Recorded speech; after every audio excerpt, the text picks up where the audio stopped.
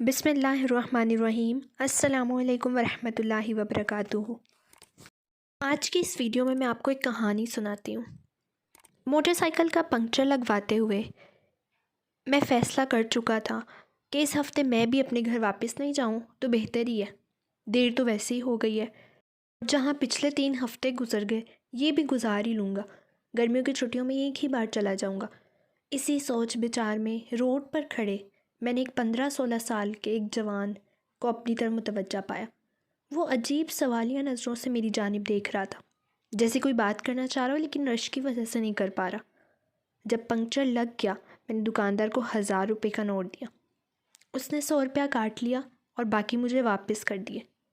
मैं मोटरसाइकिल पर सवार होकर जूँ ही वापस शहर की तरफ मुड़ने लगा, वो लड़का जल्दी से मेरे पास आया और कहने लगा, भाईजान मैं घर से मज़दूरी लेने आया था, आज दिहाड़ी ही नहीं लगी तो क्या आप मुझे वापसी का किराया दे देंगे? उसे अजीब सी निगाहों से देखा। सादा सा लिबास, माथे पर तेल से चिपके हुए बाल थे, पाँव में सीमेंट भरा हुआ था। मुझे वो सच्चा लगा। मैंने उसे 100 रुपये निकाल के उसके हाथ में रख दिए। वो शुक्रिया अदा करके चलने लगा तो ना जाने क्यों मेरे दिल में एक ख्याल आया। मैंने उसे कहा, सुनो तुम दिहाड़ी कितनी मिलती है तुम्हें? उसके जवाब देने से पहले ही मैंने बाकी 800 रुपये भी उसकी तरफ बढ़ाए। वो हिचकिचाते हुए पीछे हटा, कहने लगा, नहीं भाईजान, मेरा घर तो मंढाली शरीफ है, मैं 2-3 घंटे में पैदल भी जा सकता था, लेकिन कल से माँ जी की तबीयत ठीक नहीं थी, ऊपर से दिहाड़ी भी नहीं लगी आज, लेकिन सोचा आज जल्दी जाकर माँ की खिदमत ही कर लूँ। मैंने कहा, अच्छा ये पैसे ले लो और माँ की दवाई ले जाना। कहने लगा, दवाई तो मैंने कल ही ले ली थी, आज मैं सारा दिन वैसे ही माँ के साथ गुजारना चाहता हूँ, वो खुद ही ठीक हो जाएंगी। माएँ दवाई से कहाँ ठीक होती हैं। मैंने हैरान होकर पूछा, तुम्हारा नाम क्या है? इतने में उसकी बस आ गई। वो बस के छत पर लपक गया, मेरी तरफ मुस्कुराते हुए ज़ोर से बोला, गुल्लू। गुल्लू की बस आहिस्ता आहिस्ता दूर होती जा रही थी, लेकिन गुल्लू के वापस किए हुए 800 रुपये मेरी हथेली पर ही थे। मैं हाई स्ट्रीट के रश में ख़ुद को यकदम बहुत अकेला महसूस करने लगा। कुछ सोचकर मैंने मोटरसाइकिल का रुख रेलवे स्टेशन की तरफ मोड़ा, मोटरसाइकिल को स्टैंड पर खड़ा किया, टोकन लिया, टिकट घर से 700 रुपये में साहिवाल का टिकट लिया और गाड़ी के इंतज़ार में बेंच पर बैठ गया।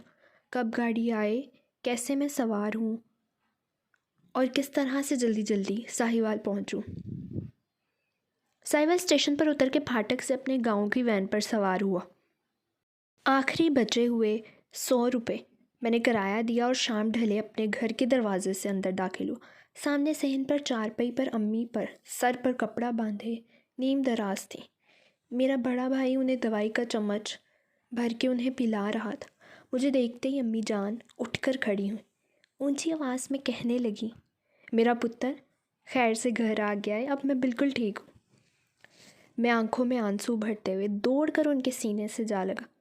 बस के गेट पर खड़े गुल्लू का मुस्कुराता हुआ चेहरा यकदम मेरी आंखों के सामने आया। फिर मुझे समझ आया उसने मुझे 800 रुपये वापस क्यों किए थे।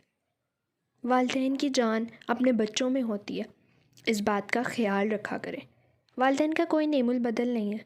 अगर आप उन्हें कुछ नहीं दे सकते तो खैर है, लेकिन उन्हें अपनी ज़िंदगी में से कीमती वक्त ज़रूर दें, जिनसे उन्हें एहसास होगा कि वो आपके लिए बहुत अहम है।